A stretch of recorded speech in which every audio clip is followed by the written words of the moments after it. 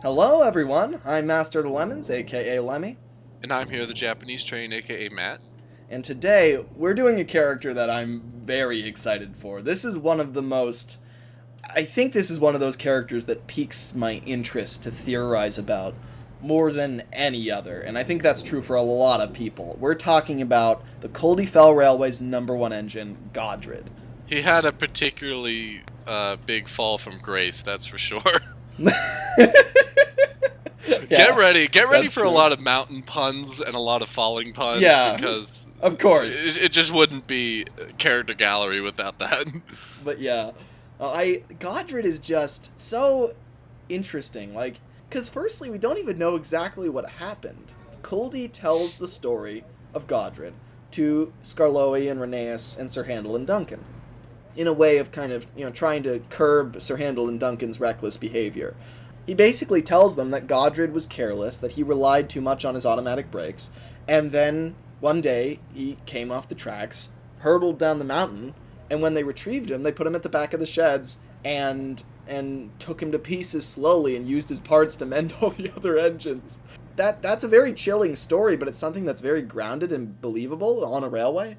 But what's interesting is at the very end of that story, at the end of Bad Lookout, it gives us the line, Skarloey and Rheneas never told Sir Handel and Duncan that Culdee had made the story up, which this has been a point of contention for so long in the Thomas community, because why is Godred not on the railway then? If the story's made up... Why does the railway just lack a #1? Yeah, and here's the thing. So in the Railway series, if you look at people, history, and railways, if you look at, there is an actual concrete answer to what happened to Godred, which shocked me when I first read it. But in People, History, and Railways, it says in black and white, Godred got into an accident, was never replaced, and was scrapped in 1900. Which, by the way, this railway is way older than it has the right to be. It started in 1900. That's how old the Culdee Fell Railway is. And the first 5 engines, the boxy ones, those are all in 1900. Which is just nuts to me. It's that's so early. The year that this thing opens, Godred tumbles down the mountain. That is how Not early just it a year, happens. it's like opening day. Yeah, it's really tragic. So let's set the scene for this. Let's talk about the engines before this accident happens. So we'll find our way to what I think the conclusion is to what genuinely happened with Godred. Our story begins in Switzerland. God. Where they're all built together and delivered together.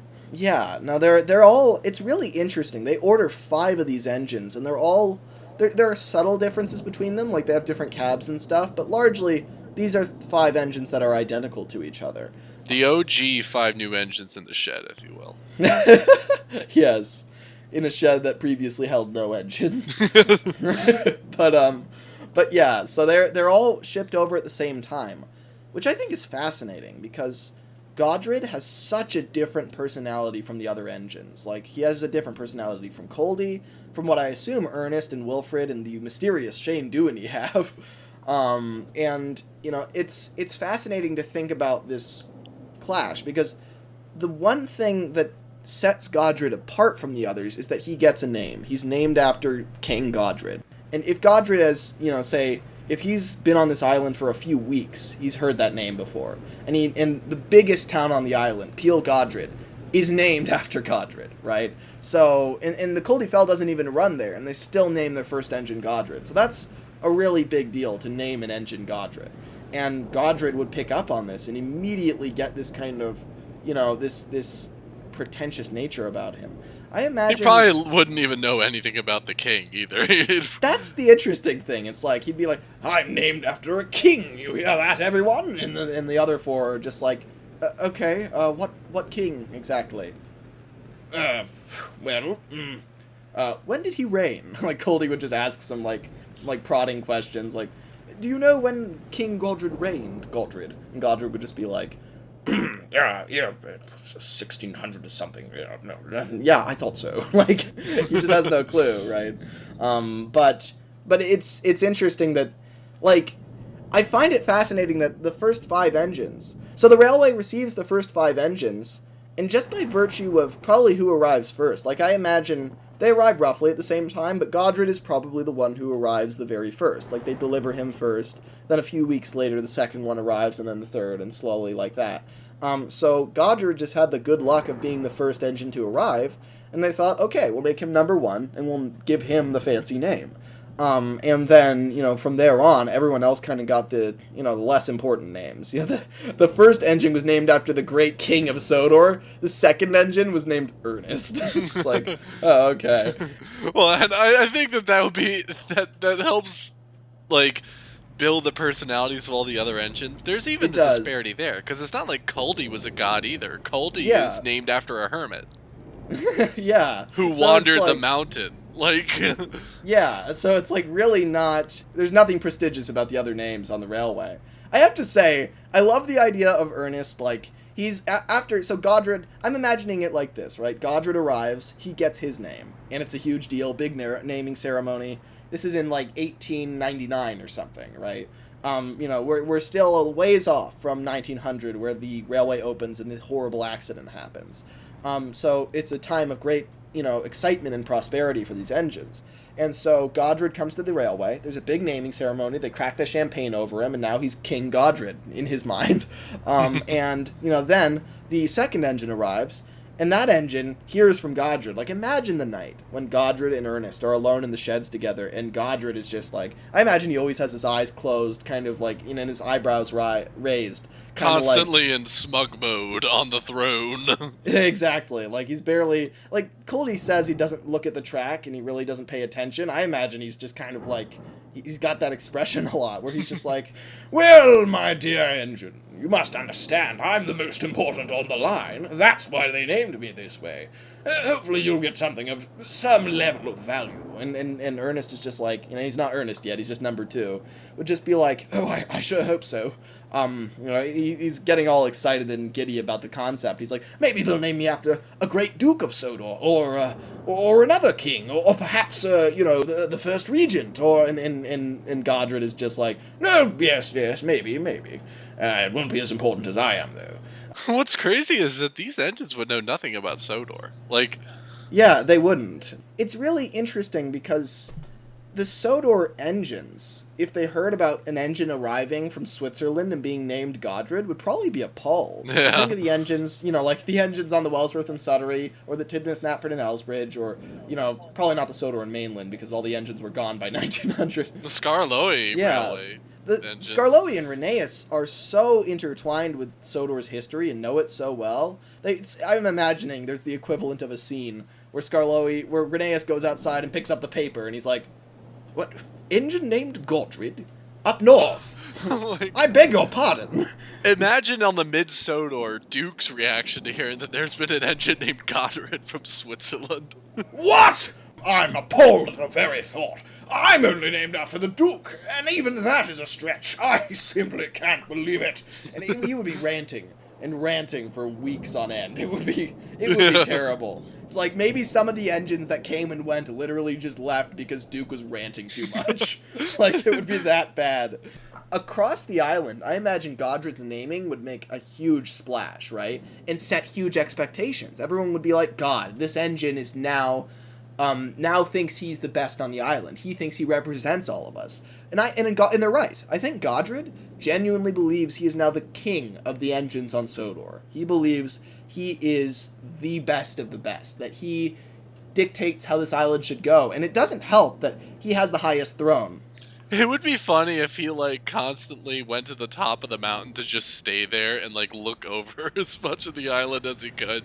Exactly. Yeah, no, and it's like, that doesn't help things at all, the fact that he has the highest point of view over the whole island. I imagine, this would be a stretch, but imagine if he could literally see in the far, far distance all the railways of Sodor. And he's like, this is my domain. And he's like, he would just see it as, his land.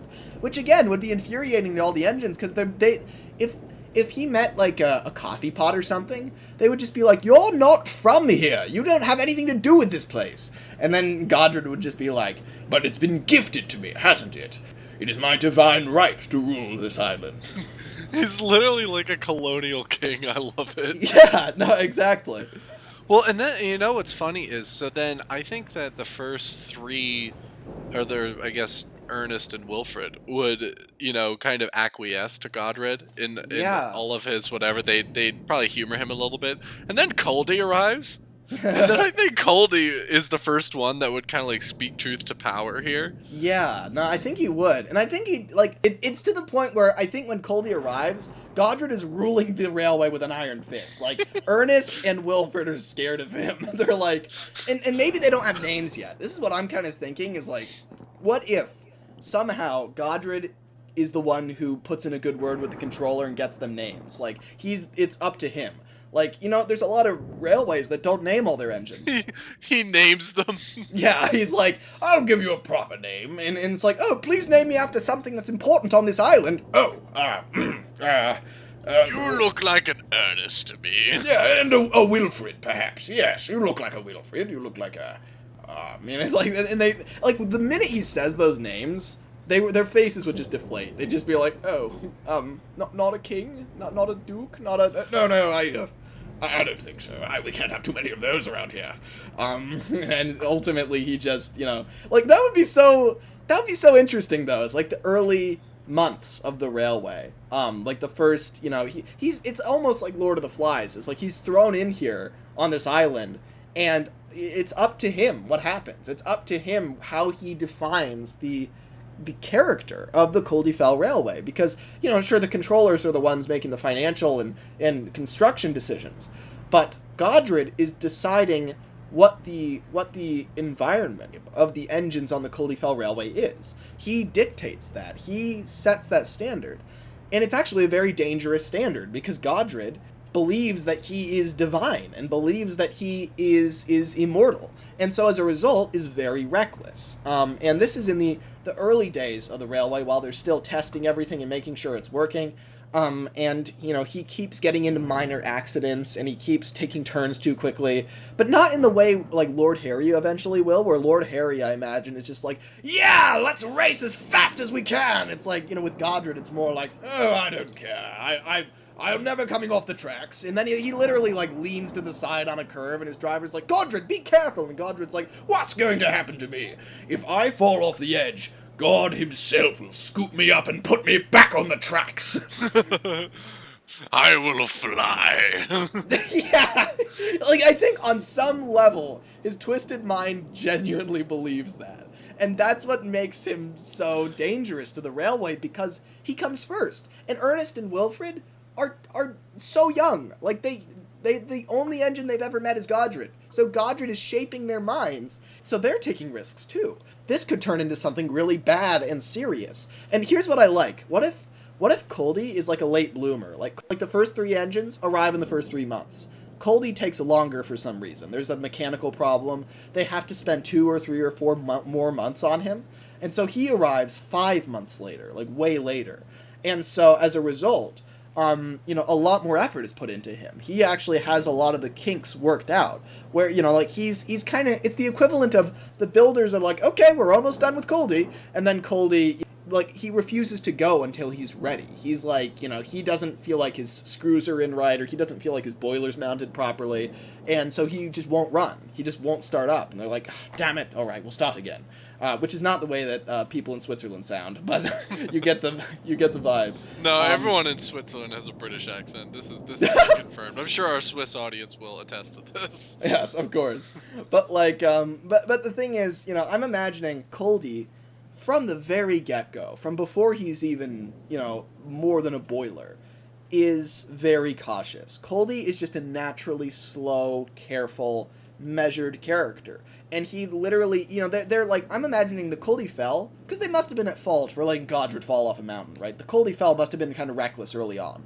And I think they're pressuring this workshop in Switzerland, get this engine out, get this engine out. And the workshop is trying to rush Culdee. They're trying to get him finished quickly. But Culdee, he keeps breaking down, or he keeps having mechanical problems that they can't ignore. And that's almost Culdee's way, even before he has a face, even when he's just a boiler being tested. Culdee is behaving in a way where he refuses to be finished before he's ready. He refuses to have mechanical problems. So Culdee is a fickle beast. Culdee takes a long time to actually be properly finished.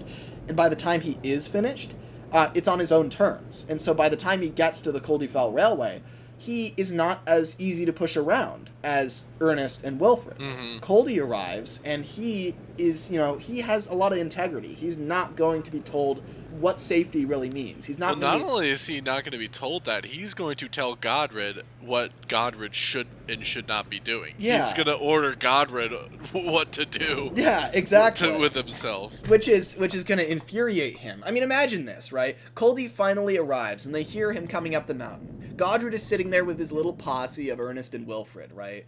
And Ernest and Wilfred are nice, gentle souls. They're nice engines, but they've been in contact with Godred, right? And they kind of want to make him happy and please him because he's told them, I'm so important, you should listen to me, right? So they listen to him and they respect him.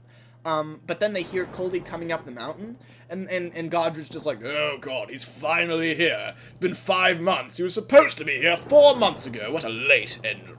He doesn't understand punctuality. It'd be great if Godred named Culdee, too. Yeah, that could be pretty great. You hermit, you, what do they call hermits here? You little, Culdee? See, I know local names. Like, he would really, I could see that happening. Though I wonder if he refuses to name him. I think that might be more powerful. That would be cool. Because I'm imagining, like, this is the thread that I would see happening. So Culdee arrives, and then all 3 of the engines make fun of him, mainly Godred, for being such a late bloomer, right? It's like, oh, so scared of the world that you won't even come out of your workshop until every rivet is perfect. And Culdee's just like, I just wasn't ready. I'm here now, that's what's important, and I'm not going to get in an accident because I was not willing to stay behind for my safety checks. They told me that you did that. I did no such thing. And Ernest and Wilfred kind of look at him like, is that true, Godred? Did you race out of there? And Godred's like, no, I've got every safety check necessary. And Culdee's like, that's not what I heard at the works. And Godred just, like, glares at him. And he corners him, and he just moves towards him, and he's just like, you listen here, you little insolent child. I am the god of Sodor, and you will respect me. And Culdee just, like, looks him in the eyes calmly, not flinching at all. And he's like, you're no god. We're the same shape, for God's sake. And Godred just, like, he backs up a little, and he's like a little shocked. He's like, that always works. It worked with Ernest, it worked with Wilfred. What's wrong with this one? Like, he doesn't get it, right?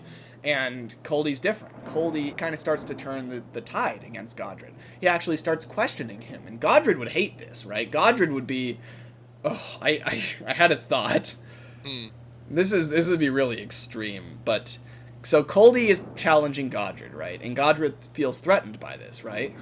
What if what happens to Godred on opening day, that disaster where he, catches on something and falls off the mountain, what if that wasn't an accident? What if that was, because Culdee's on his way up, right? What if Godred, like, damaged the tracks and wants to get rid of Culdee? And so that was his attempt to get rid of him and get rid of this threat to his power. But then he gets hoisted by his own petard and falls off the mountain himself. Well, for one thing, apparently it was like just over a month after the railway opened, but I think it's more dramatic and more interesting for it to be on opening day. Yeah, I would just say opening day. I don't really think it matters too much. Well, and then Godred is on his way back down, right? So I could totally see that. Or Godred, like, bumps the coach too hard. Yeah, whatnot. Like, I'm imagining it's like he's too rough on the track, right? And, he weakens it on purpose. And then, his plan is he's going to go down, pass Culdee on the passing loop, and just be like, have fun up there, Culdee. You want to topple my monarchy? Well, you're going to topple something. Let the monarch come through, you rabble-rouser. Yeah, and it's like, he would be just grinning slyly as Culdee goes up there. But Culdee, instead is waiting at the bottom. And that's the thing. That's what saves Culdee. He's waiting patiently. He's just sitting at the bottom, waiting and watching. While Godred races out of there, eager to see, Culdee fall off this mountain. And then he trips over his own broken rail and falls off the mountain. And I like that it only affects him, too. It's like, literally, his plot. Even the coach is able to break and stop. Yeah. Maybe Godred has told his coach about this. I'd imagine, like, I think that the coaches would be like the poop-covered peasants to Godred. You know, yeah. Like he would say anything to them and think that they wouldn't be able to understand him. Yeah, so. Exactly. He would mutter to them, and the coaches would be bright. Notice in Mountain Engines, Culdee says over and over again how clever Catherine is. He has a lot of respect for her, but it seems like the stupider engines and the more arrogant engines don't seem to value the coaches properly, and that leads to their downfalls. Because Godred, I imagine, would, he would say in front of his coach while they're going down the mountain and while they're going around the railway, he would just say, like, "Oh, it's going to be absolutely marvelous. Once Culdee's dealt with, then I'll have full and utter power. It'll be a little bit difficult to run the railway with only 4 engines, but... It's all downhill for him from here," and then he falls off. Yeah, exactly. God, or what if, God, this would be even more severe. What if his coach, over the last, say, 2 or 3 weeks, that Godred has been planning this kind of assassination attempt of Culdee. The coach has been plotting against him. Yeah, the coach is slowly, like, she's really scared of what Godred's about to do. So at first, she doesn't speak up, she doesn't say anything. But slowly, as Godred says more and more and mutters to himself, she's like, I've got to do something. I can't let this happen. I can't let this happen. And then maybe one day Godred is ill, or Godred just is lazy and doesn't want to work. And so this coach goes with Culdee instead, right? And Culdee takes her up and down. And that coach is Catherine. Oh, that's so good. That's really good. I like that a lot. Yeah, no, that should be the case. So it's like that. So this is Catherine, right? And she, one day she goes with Culdee instead of Godred, and she realizes, God, Culdee is way nicer. He's way smoother. He's slow and steady and respectful, and so she finally, and she wants to tell him desperately, but Godred has kind of backed her into this corner and brainwashed her, so she feels like she can't speak up about what he's about to do. But she gets to know Culdee, like, this is like the day before the accident, right? She gets to know Culdee, and she's like, oh my God, he's such a nice engine. He doesn't deserve this. I have to stop this. I have to help him. And then the next day, but she's still not sure about it, right? But then right before the crash, Godred's like, he mutters to Catherine. He sees Culdee down at the very bottom of the slope, and he says, you see that engine down there, Catherine? This will be his last journey. And Catherine finally decides, and she just goes from having a concerned expression to going stern. And she's like, that's enough. And she, like, slams her brakes on as Godred is going over the broken stretch. And he's like, wait! And he snaps off and tumbles down the mountain.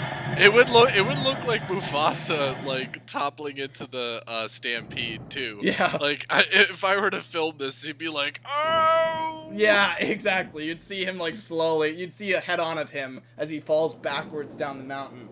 And, and Catherine would be really shaken up after doing this. She would be like, oh God, what have I done?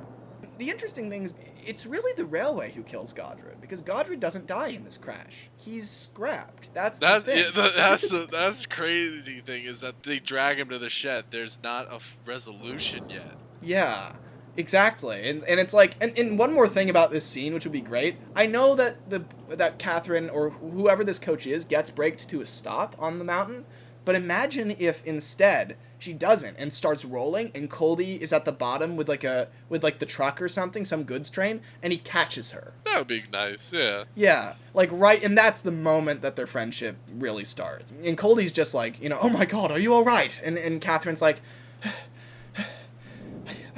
I think so.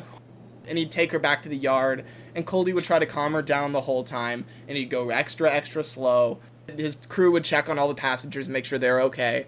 And it's literally, I love what happens to Godred, because he so deserves it, and it doesn't hurt anybody else. The railway is still able to start, and Godred, like, he thought he was going to have this brilliant plan where he was going to kill Culdee and then take over the railway fully and have no one who's an insurgent to his power. But then he's not as smart as he thinks he is, and he can't fly, and he falls off the mountain, and he dies. And, like, that's just what it's so pathetic when you look at him with a bird's eye view. And he thinks he's a genius, but he's not at all. He's just a bad person.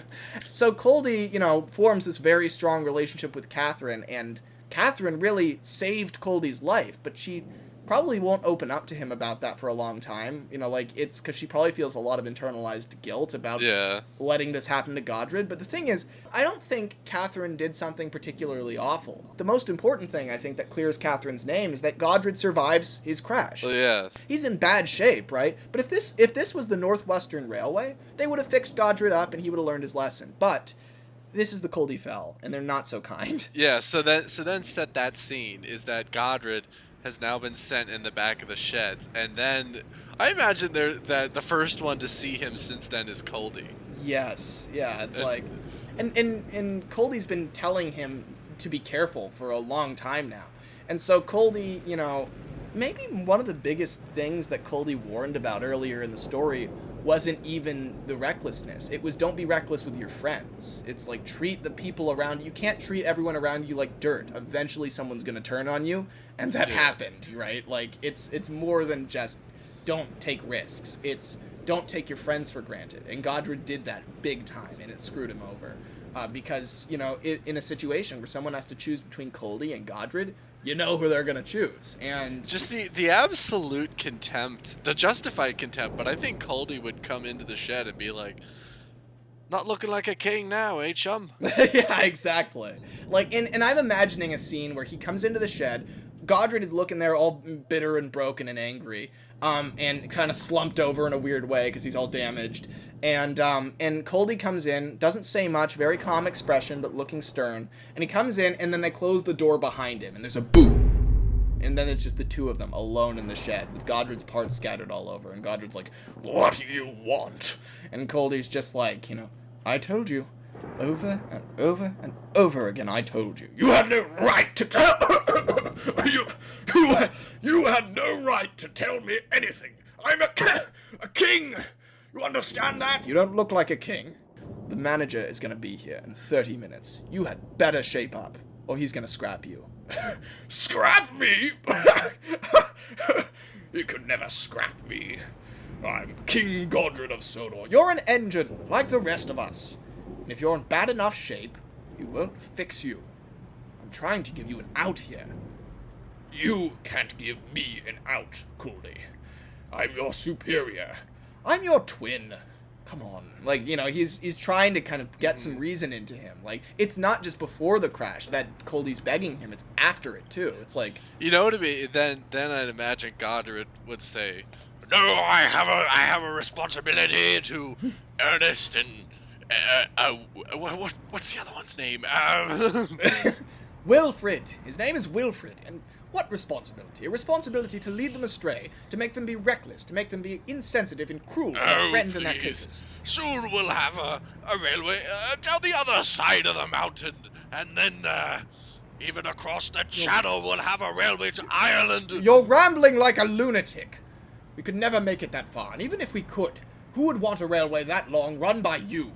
No one, that's who. Not acting like this." "Be off with you, you usurper." Then Culdee would leave and be like, "Well, at least I have control over my own wheels." Yeah, exactly. It's like, you know, that would be amazing. And he'd back out of the sheds, right? And the door would go boom again. Now Godred's all alone.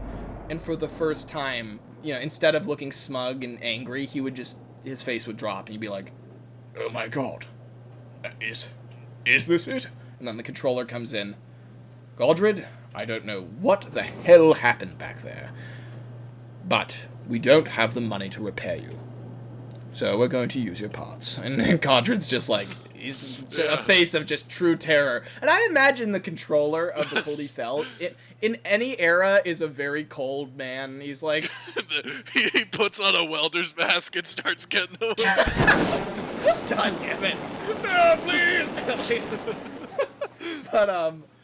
But that, honestly, though, it would be pretty terrible if, like, the controller walks in, and when he says, "We're going to cut you up," immediately... Workmen come in. Yeah, I'm imagining he's standing in the light of the doorway as this shadow, and then on either side of him, like, a team of workmen kind of pool into the workshop, like 10 different people, and they all get ready, and Godred's like, wait, I can change, I can, you know, but it's too late.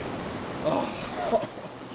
That would be bad. Well, and then Ernest and Wilfred would be kind of like not in the shed, but they'd be kind of like right there at the yard, and Culdee would be like, "So, have we learned something today?" Yeah. And this is what I've been wanting to say, is because at this point we still haven't explained how Culdee gets his name. Like, it's such an important name. It's the name of their railway, the name of their mountain, right? Why does he get that name? Yeah. I think it's because they recognize that he really is the true voice of reason and guiding force for the railway. The great irony is that Culdee also means companion of God. Yeah, the only companion of God. The only one who's actually sticking on Godred's side till the end and trying to convince him. I imagine that everyone slowly kind of leaves him after that accident and after he almost endangers the passengers, and maybe Godred ranted and rambled before the accident to Ernest and Wilfred about how I'm gonna take out Culdee once and for all, and I'll show him! I'll show him! And then they're just kind of like, geez, he's off the deep end. I don't think we should hang out with him anymore. And they kind of start backing off. And he's like, come back here! Come back! And he's like, he's just going mad with power. He's like, off the rails before he's even off the rails. And ultimately, the only one who sticks by him is Culdee, the very engine he's trying to kill. And even after, like, Culdee, when he's in the sheds and begging with Godred to kind of give up his power-hungry ways, Culdee would probably have an inkling that the point, he would kind of just look Godred dead in the eyes and just be like, the point of that whole thing was to kill me, wasn't it? And Godred just looks away like, you have no right to know. I do know. I'm certain of it. I mean, I was going to go over that stretch, wasn't I? Like, Culdee would know, and he would still stick by Godred because that's what he believes in. He's not going to let somebody die on his watch, even if he despises the guy.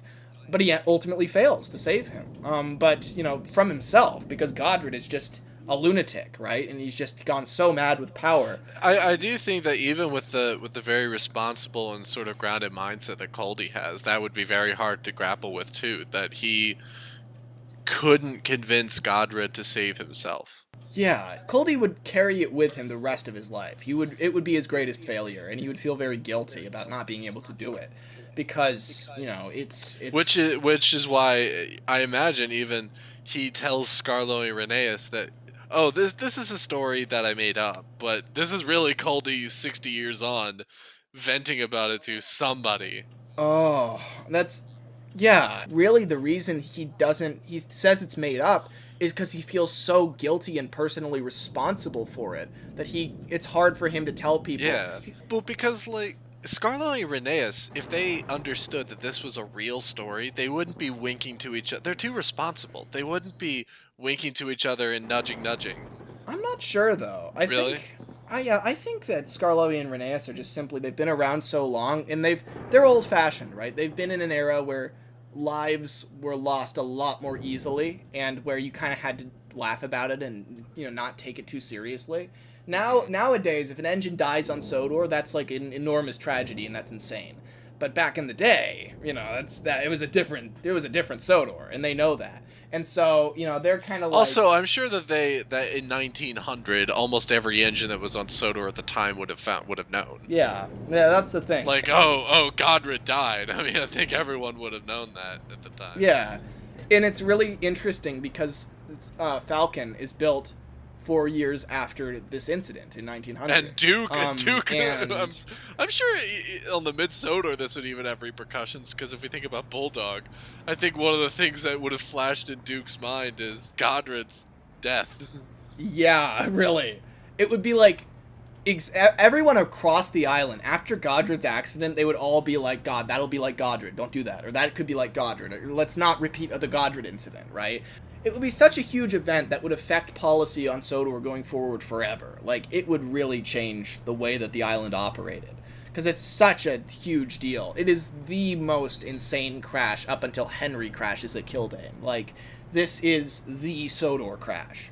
So it would really affect everybody, and they would all be, But you bringing up Duke, I have to say, like, I am the king now.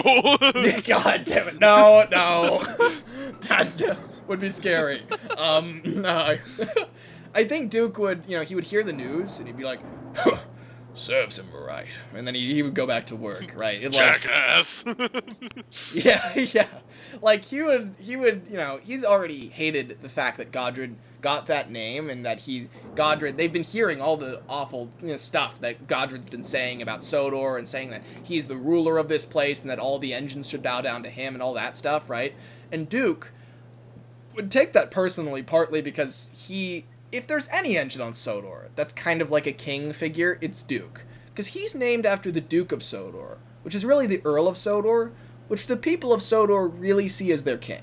So ultimately, Godred is named after a king, but Duke was literally bought and named by the Duke, who is the king of Sodor. Duke was named after a living person. Godred was named after someone who lived in the 900s. Yeah, named after a hollow legacy that doesn't echo today. Whereas the closest thing on Sodor in Duke's day to a king of Sodor was the Duke, that literally, like, the Duke of Sodor at that time literally started the Mid-Sodor Railway for the people of that area of the island. The people were all like, we need a railway, please help us. And the Duke put his own money in, bought Duke, made this railway, used his own property sometimes, and literally made this railway for the people of Sodor. That is a king right there. And Duke is a part of that legacy, and he's incredibly proud of that legacy. And so when Duke hears some other engine across the island saying, I'm the king, Duke would just scoff and be like, no Sudrian king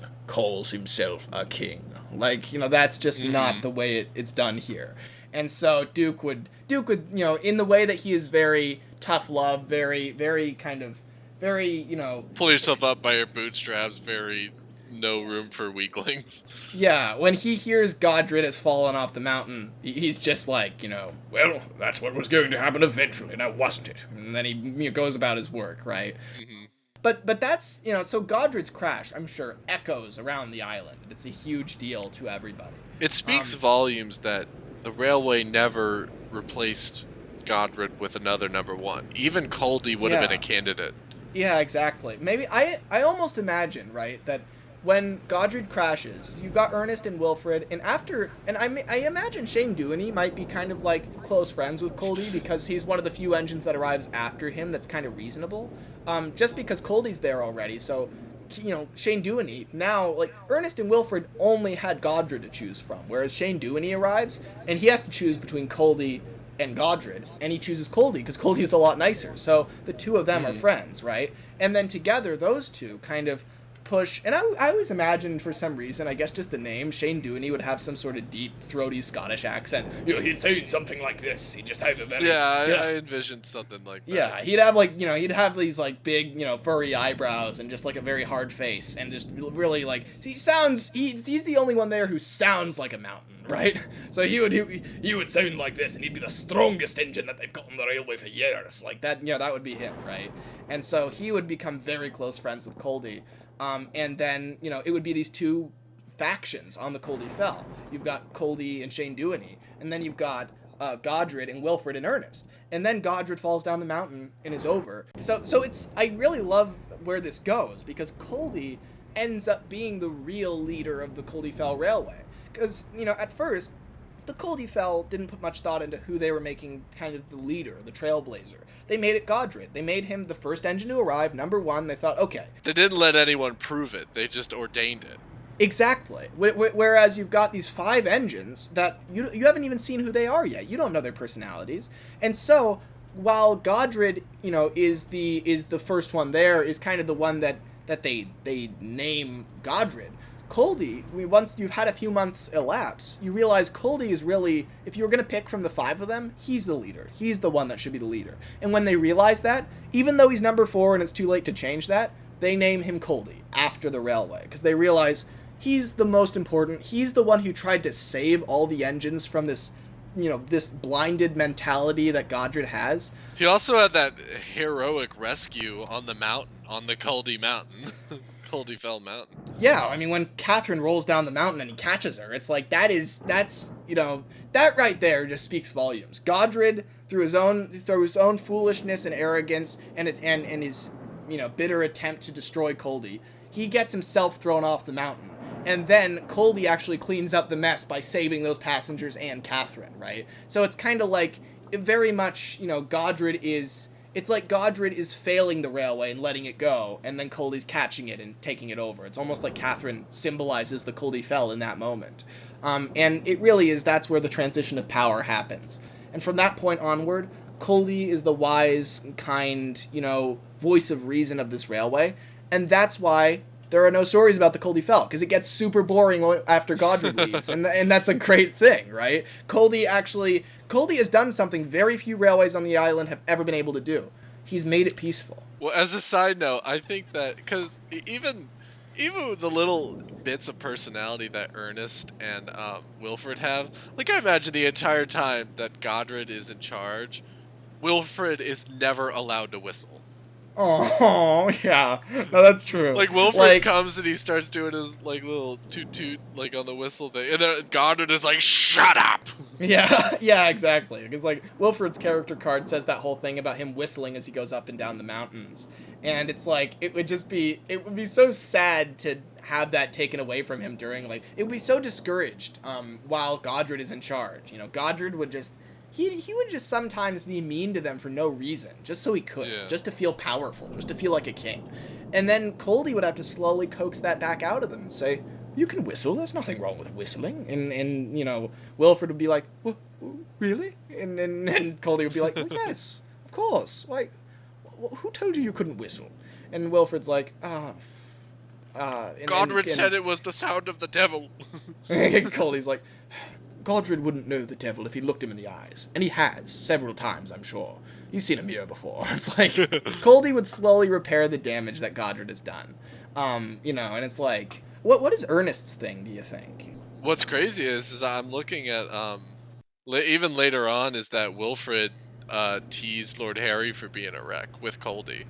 I think Ernest would be a little bit more kind-hearted than Wilfred when they see Godred in his state. Yeah, I think Wilfred would be more inclined to tease or make jokes, whereas Ernest is Ernest, right? He's like a lot more loyal and very down to earth and very almost boring in a way. He's boringly responsible, does what he needs to do.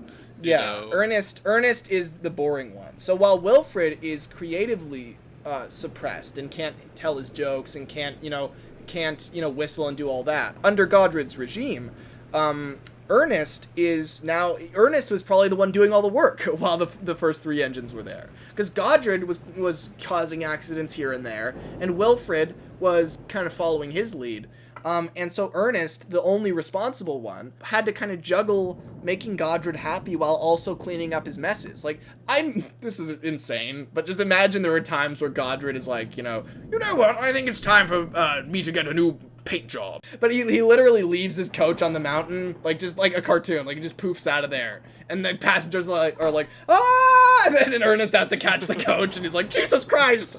Godred! You almost sacrificed your passengers! Well, gods are supposed to sacrifice things, Ernest. I wouldn't be a god if I didn't, now would I? In fact, they're supposed to sacrifice themselves for me, technically. It would be so insane. Like, you would just be a total lunatic, right?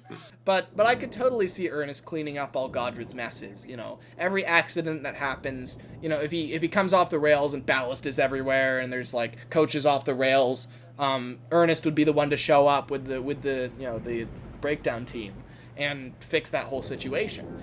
Whereas Wilfred is trying to stay positive and lighthearted in really a crushing environment that Godred rules. So Wilfred is kind of too busy, he's kind of too busy trying to have fun and trying to go and, find ways to keep himself occupied. So he's not really dealing with this ridiculous environment.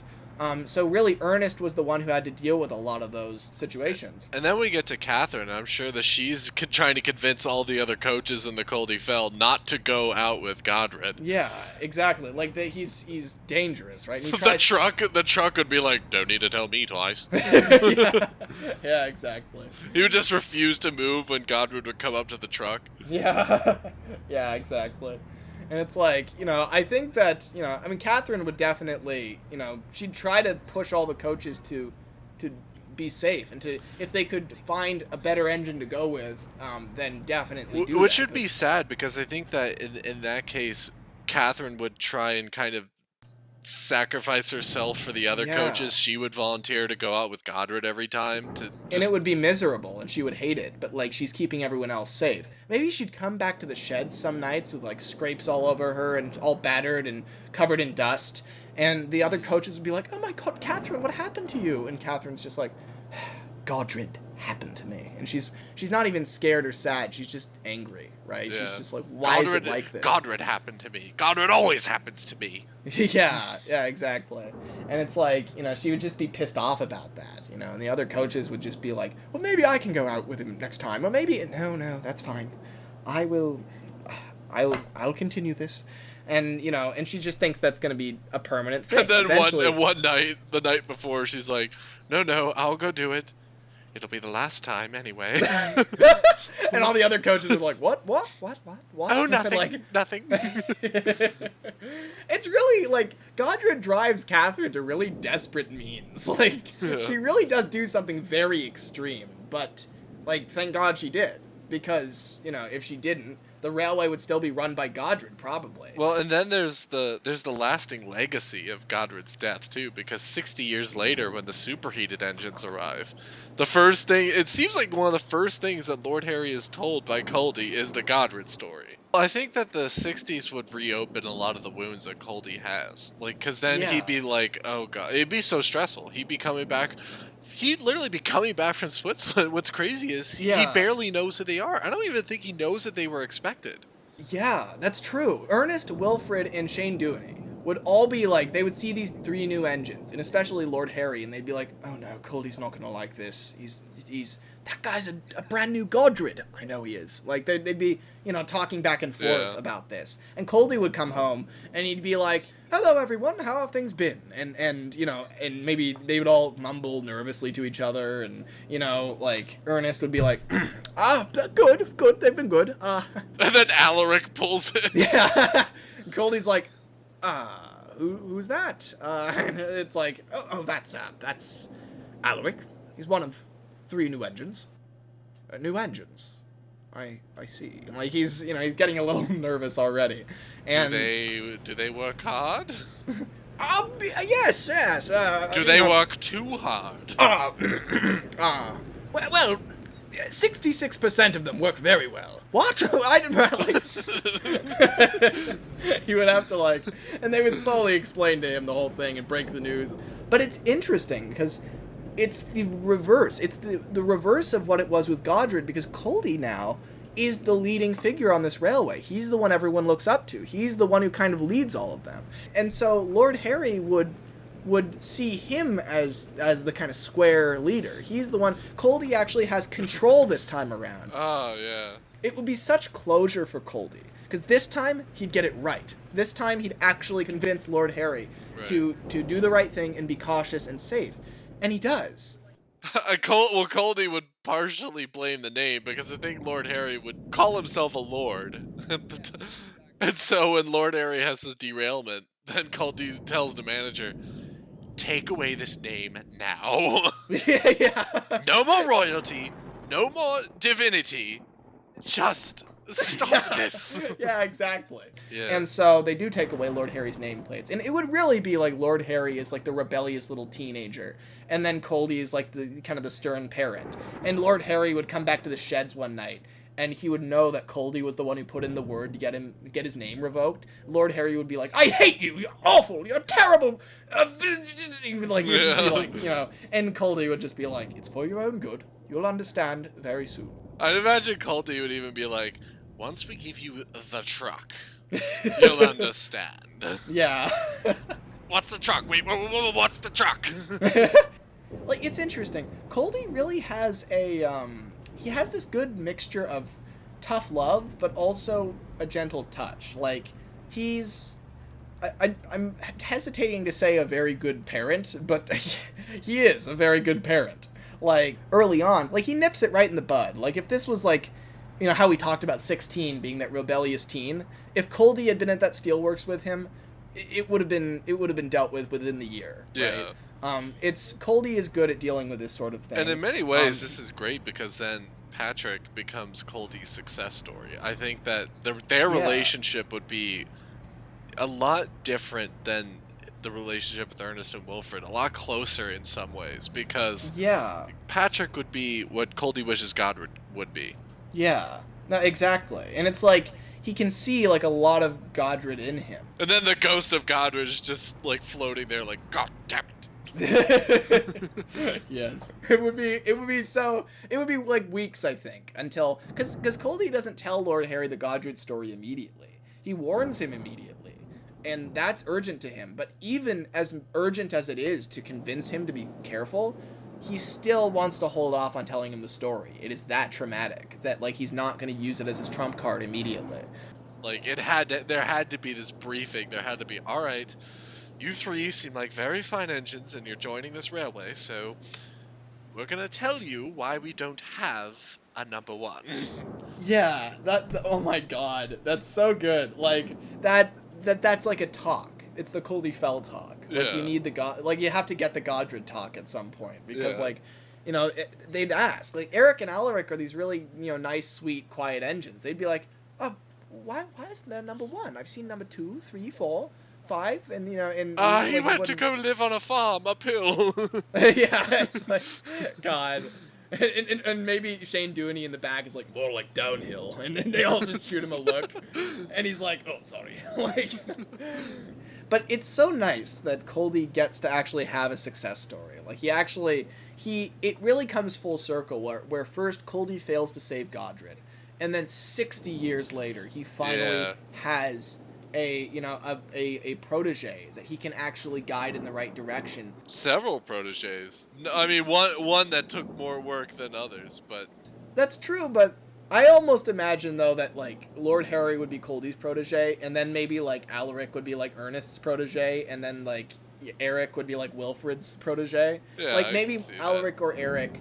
Like, they have similarities to them, where it's like, maybe Alaric is very creative, and so he goes with Wilfred, because Wilfred's also very musically creative, and so the two of them kind of, like, you know, relate that way. And Eric and Ernest are both very bland and very, you know, by the books and very, you know, disciplined, and so, you know, they kind of relate that way, and they take them in. But whereas, like, Culdee takes, much like Catherine did years ago with Godred, Culdee takes the difficult one. He's like, all right, I will try my best to set Lord Harry straight. And Shane Dooney is left without a protege, which is interesting.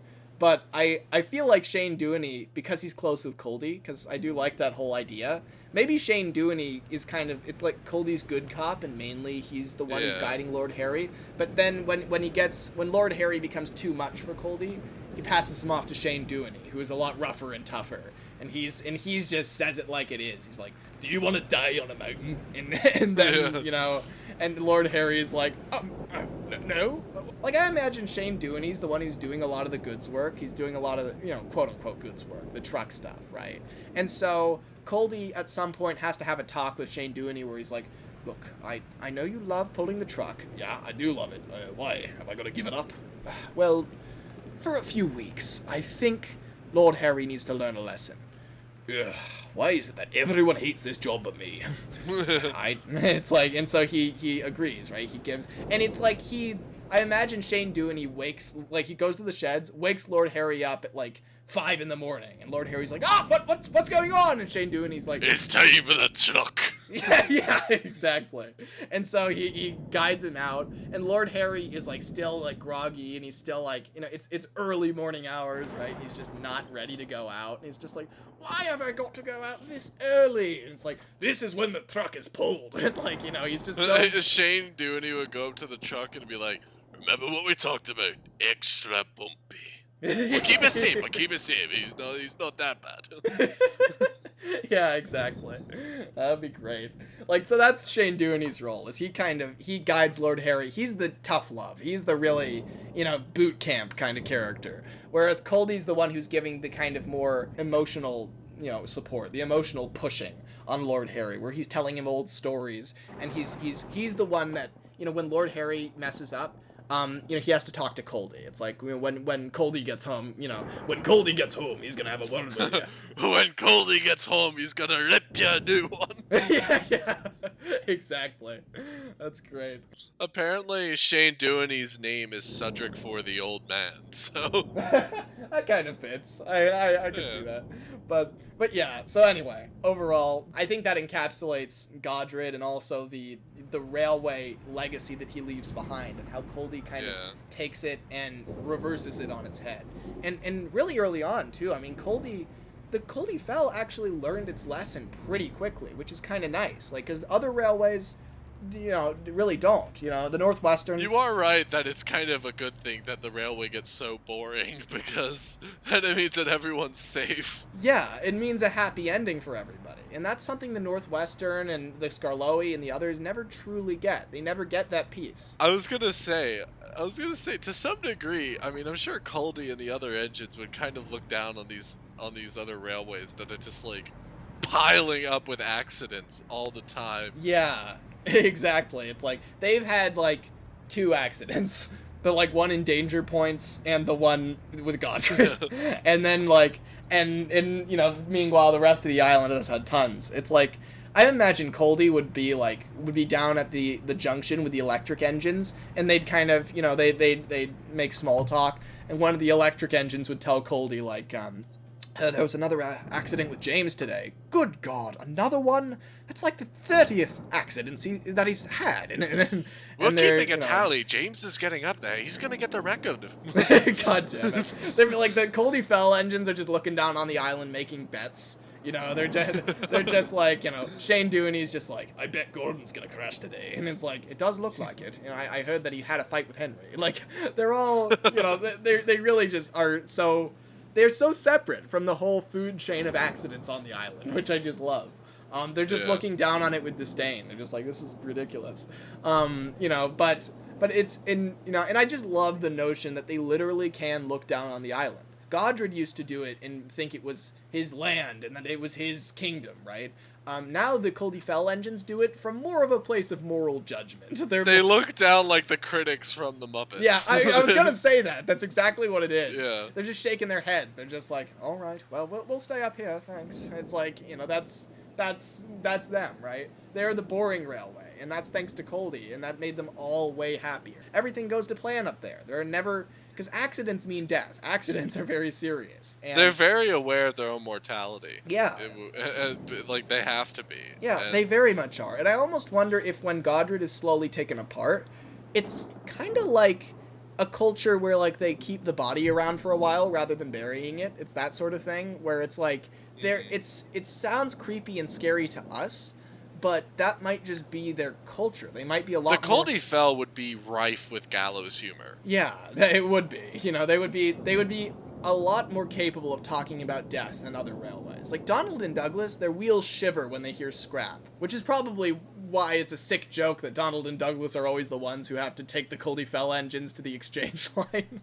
But, God, we need this many episodes of that talking about Donald Douglas counter. Yeah, because really. You just broke it. You gotta put $1 in the jar now. Yeah, no, Donald and Douglas, because they get everywhere. That's what I'm saying. The utility engines, right?